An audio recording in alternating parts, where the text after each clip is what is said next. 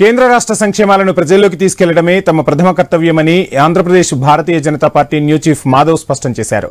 ఏపీలో పార్టీ బలోపేతానికి కృషి చేస్తామని తెలిపారు.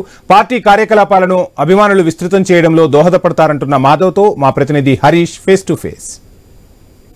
బాధ్యతలు స్వీకరించారు. ప్రస్తుతం ఆయన విజయవాడ చేరుకున్నారు. సార్, ప్రధానంగా భారీ ఎత్తున జరిగినటువంటి సభకి వచ్చినటువంటి సంబంధం ఎలా ఉంది? ఫస్ట్ టైం అధ్యక్షుడిగా బాధ్యతలు ముఖ్యంగా చాలా అంటే రాష్ట్ర వ్యాప్తంగా నేను చిన్నప్పటి నుంచి తిరగడం కారణంగా ప్రతి కార్యకర్త స్పందించి రావడం జరిగింది.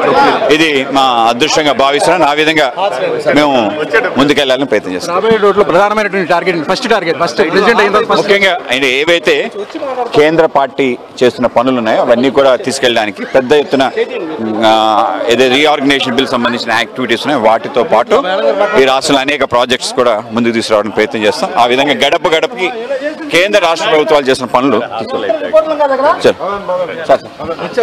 మొత్తమే చూసుకుంటే కనుక కేంద్ర రాష్ట్ర ప్రభుత్వాలు చేసినటువంటి కార్యకలాపాలను పూర్తి స్థాయిలో ప్రజల్లోకి తీసుకెళ్లడమే తన ప్రధానమైనటువంటి మొదటి టార్గెట్గా బీజేపీ అధ్యక్షుడిగా రాష్ట్రంలో కొనసాగేందుకు అన్ని రకాల చర్యలు తీసుకుంటారని కూడా మాధవ్ స్పష్టం చేస్తున్నారు. కెమెరా పర్సన్ కిషోర్తో హరీష్, ఐ న్యూస్, అమరావతి.